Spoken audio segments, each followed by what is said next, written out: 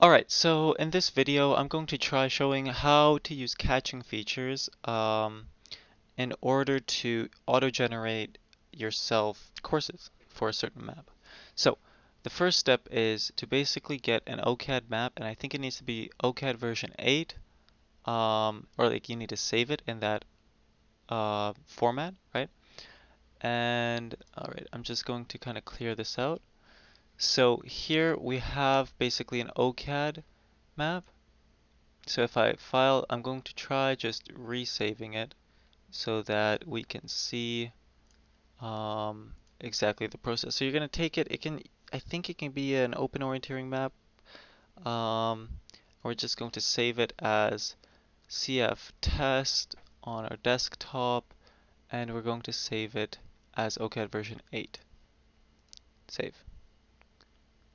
And it says information might be lost, but that should be okay. The next step that we're going to need to do is after you've already downloaded caching features, we're going to go down to, um, you're going to go find it. Yeah, so you're going to go find it, and mine is saved under program files, 84, no, 86, sorry. And then you're going to open up the caching features folder, and here we're going to go down to OCAD convert and fire that up. Now we're going to select load OCAD file, and then we're going to select the CF test file, right? That we have just saved, or whichever OCAD version of the map that you've already saved to be. I don't think we need to select a map import file, map image export file. So that's usually just so that you can have a better resolution. Um, okay, so now it's working. I was doing this on another computer and it wasn't working. So in the previous step, we don't want to select automatic conversion because then it might skip over this and you're only going to get the central part.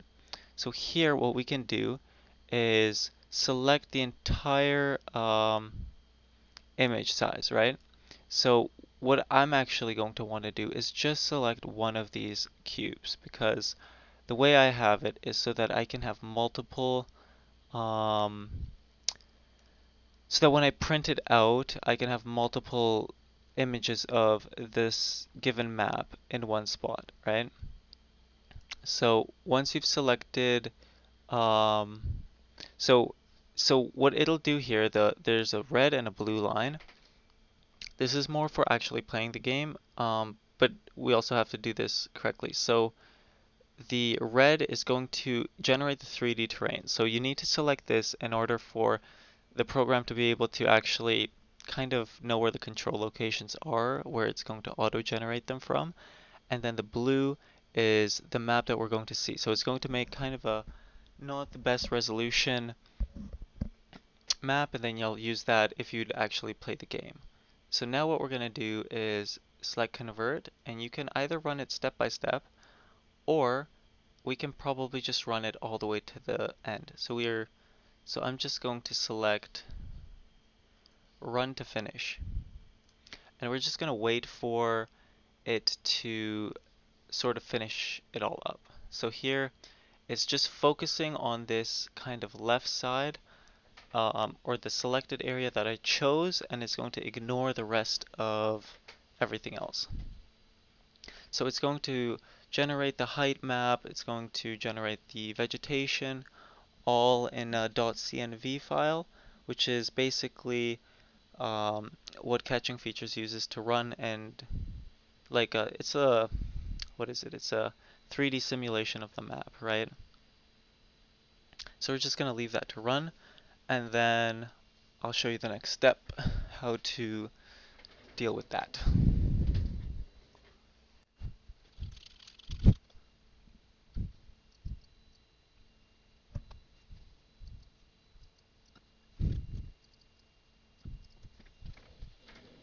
Alright, so it seems like the conversion has finished, and this is what you should get once it's finished, basically.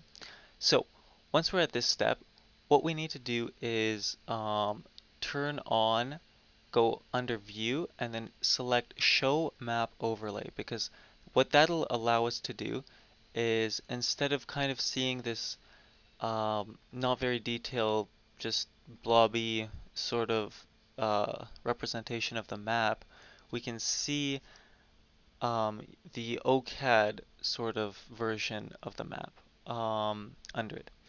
And this is very important because we're going to actually use this to select all of our control locations. So what we're going to have to do is go under events, create a new event. I'm just going to call it 1 because I don't care. It doesn't really matter what you call it. You can have multiple events, so you could, I guess, have multiple symbol sets, but I'd just say, yeah. I mean, you can have multiple sets of controls. So you can have one set, and then I guess you can have another event where you have a different set of controls where you've moved around the locations, right? And so what we're going to want to do now is under events, we're going to want to select insert control, right? And now what you're basically going to want to do is repeat this however many times you need to. And you can just insert as many controls as you want. And then what the program is basically going to do is randomly select these controls and eventually link them up, right? Um, and that's going to be your course. So I find that the best results that you can get is if you evenly space them out relatively, and you have a lot of them, and not too many that are too close, unless you really want some very short legs.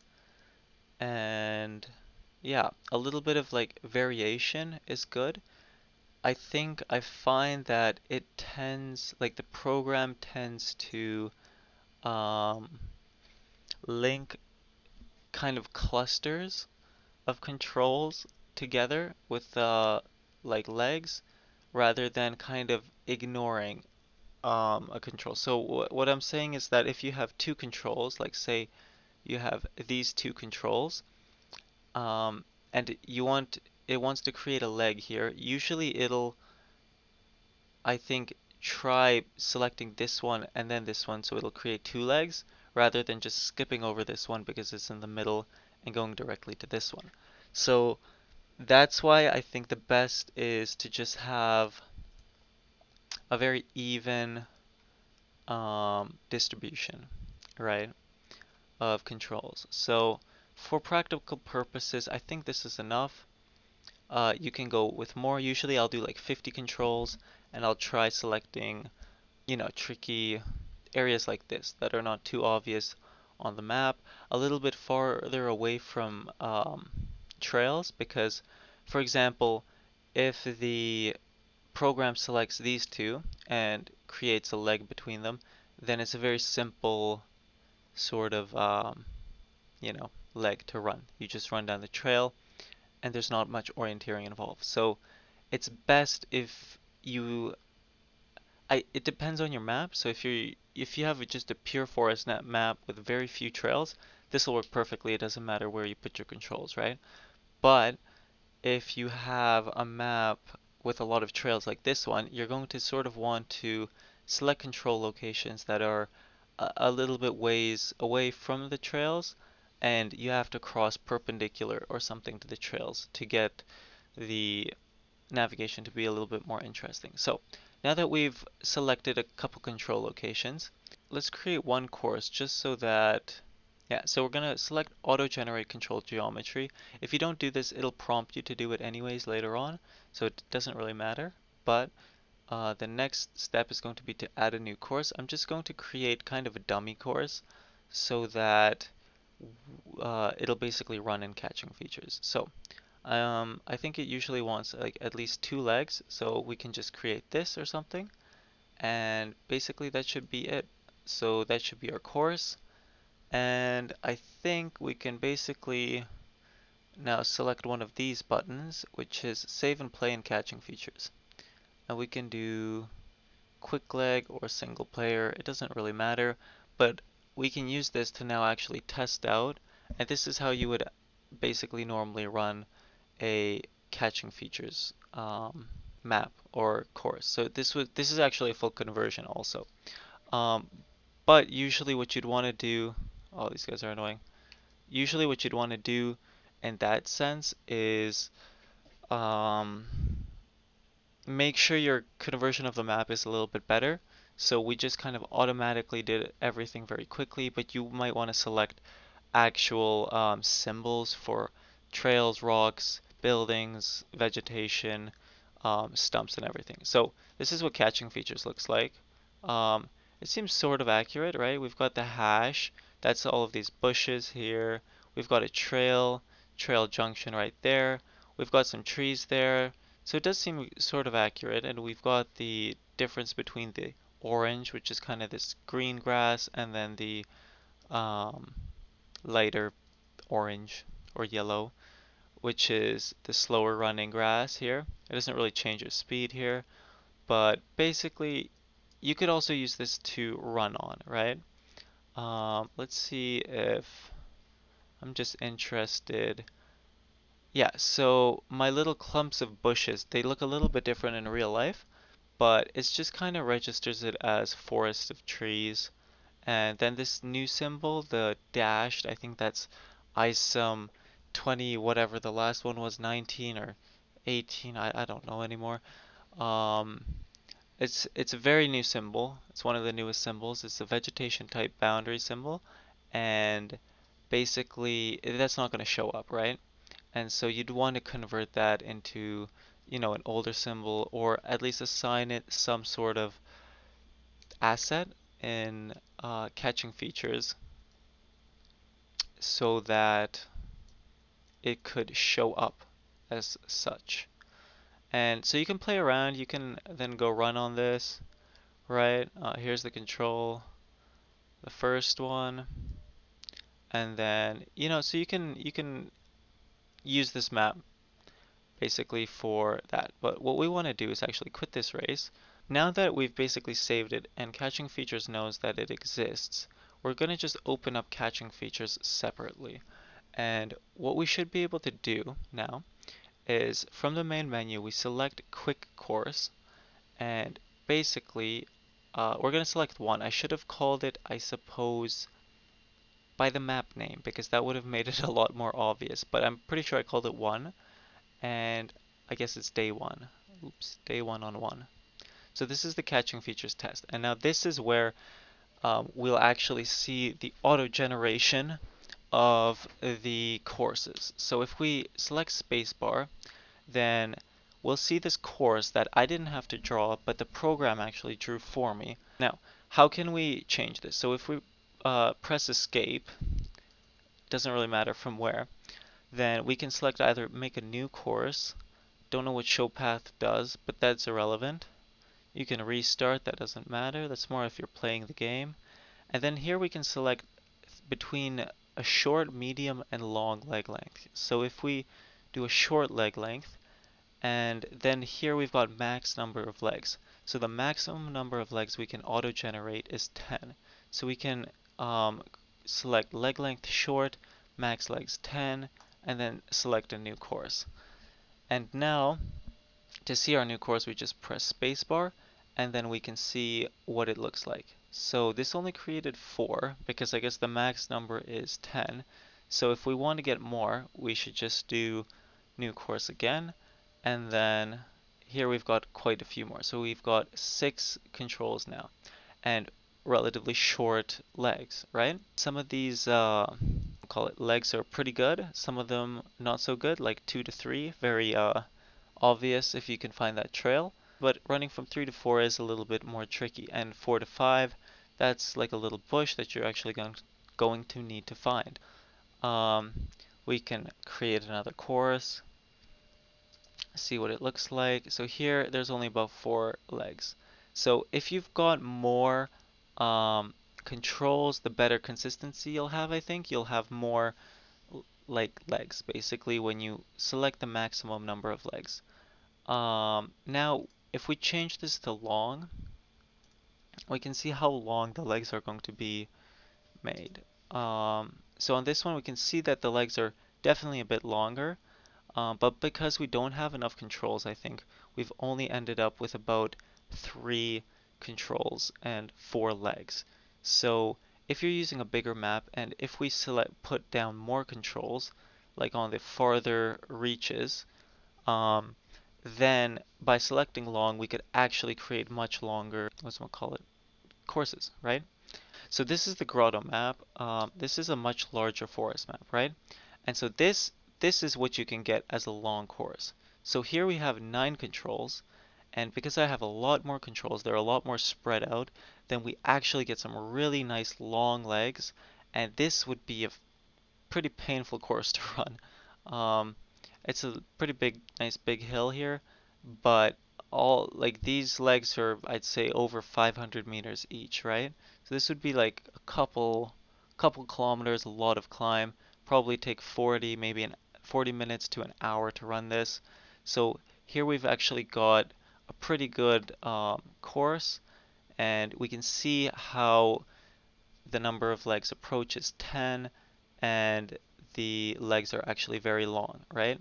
So if we select medium size of legs, we can kind of see what these will look like. So here they're definitely shorter, right? They're all roughly the same size, but they're not as long as the ones that we saw just before. And we can also look at short. So you need to make sure if you want to utilize the short and long legs that you actually have enough distance between the controls for that to happen, because otherwise it's just going to sort of deteriorate into these shorter legs, right?